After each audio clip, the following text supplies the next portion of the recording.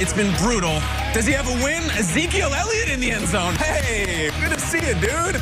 Breaks the scoreless tie. The Cowboys are up. But Kirk Cousins, what are you going to say, Dalvin?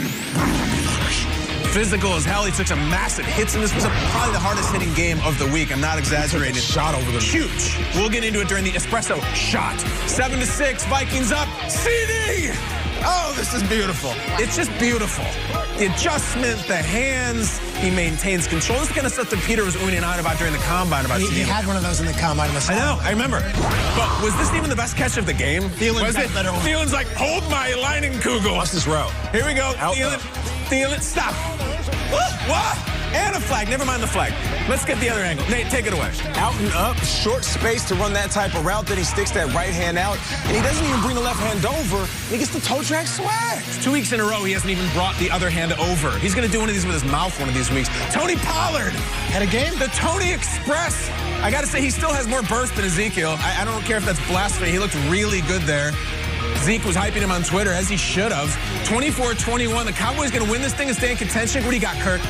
JJ, the Rook, open, got him. Touchdown. And we're doing the gritty. He taught us how to do it. He talked to us about it on the show last week.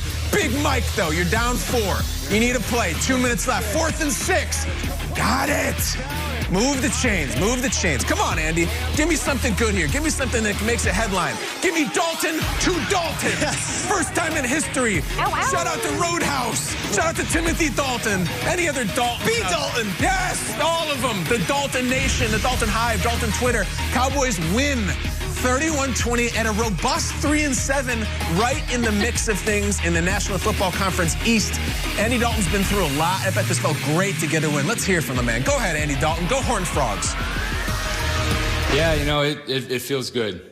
You know, I missed the game of football while I was out for the 3 weeks. To have to sit at home and watch our guys play, and you know, that was tough. But I'm very thankful to be back out here. Thankful to be healthy, and you know, help this team win. Dalton to Dalton, or as I say, Dalton. Dalton to Dalton. Take a look at the NFC East standings. I'm sure I'll hear from Twitter on that. All 4 NFC East teams, guys, have 3 wins. The Eagles sitting in first thanks to that tie against the Bengals. All right, what did the Cowboys prove to you in their win over the Vikings? I don't know what they proved, but what I noticed is that CD Lamb is an absolute beast. As I was watching this game, you know, I believe that being named a #1 wide receiver or a #2 wide receiver can be fluid. So I can care less about the title, even though I love being a #2. And that's what CD Lamb was going into the season, because Amari was #1. He was the best player on the field yesterday. And they were utilizing him in different ways. Throwing the ball downfield. Of course, we talked about this corner route and the adjustment, looking over his left shoulder, then adjusting and coming all the way around and landing on his back, bobbling it and catching it. But it was also the jet sweeps. It was him returning. You know, when Dak went down, we were all looking for that guy. Who's going to be that guy? Sure. Was it Ezekiel Elliott? Is it Ezekiel Elliott? To be honest, I feel like that's still a question. Who's the best, most dynamic player on the field? It's CD Lamb, and he's in his rookie season. Can you imagine what he's going to look like with a whole offseason, a great nutrition in the weight room? Next year, he's going to be an absolute monster. Yeah. So I was looking at CD Lamb and just thinking to myself, Dallas Cowboys, they have found their man. They found their man, and the question is whether he's going to play an impact in this year's playoff push. Right. Or the future. And I think this year might be a possibility. I'm watching this game. They're playing a Vikings team that's playing for their season. And there's Andy Dalton, and he's dialed in, and he looks great. And Dalton on 4th and 6 makes the big play to Amari. And it's like, here's a guy who just went through COVID, where he said he couldn't taste or smell anything.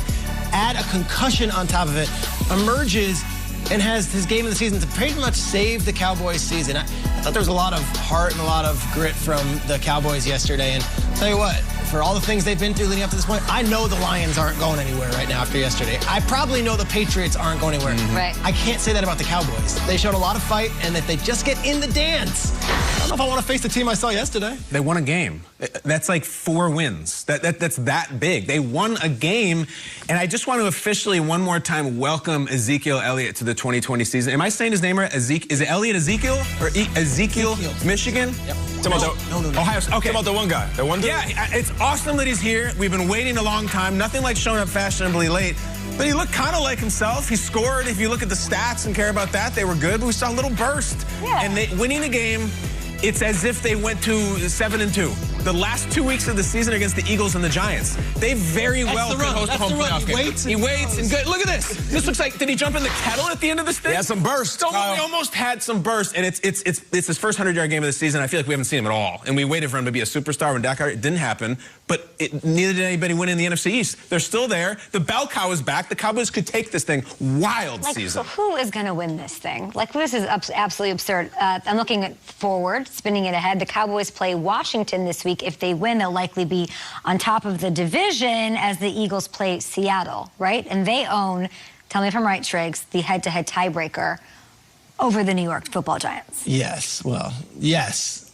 Yes. Eagles-Giants split, but we'll see how that goes. Because the Cowboys could take first if they beat the Washington football team in Week 12. Crazy. The craziest game might have been Broncos-Dolphins. Did you guys watch the way this game went? Weird game, weird decisions being made, and let's get into it. Tua, 3-0 as a starter, was looking to be the first quarterback since Ben Roethlisberger to start his career 4-0 in starts.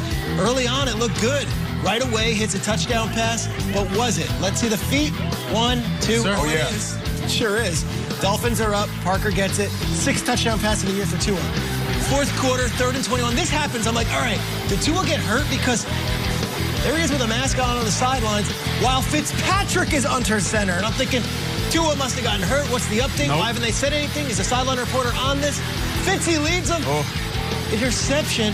Okay, strange. Tua wasn't hurt. They just put Fitzpatrick in. We'll get to it later on in the show. All right, guys, let's go to some more highlights. We have Falcons and the Saints. Drew Brees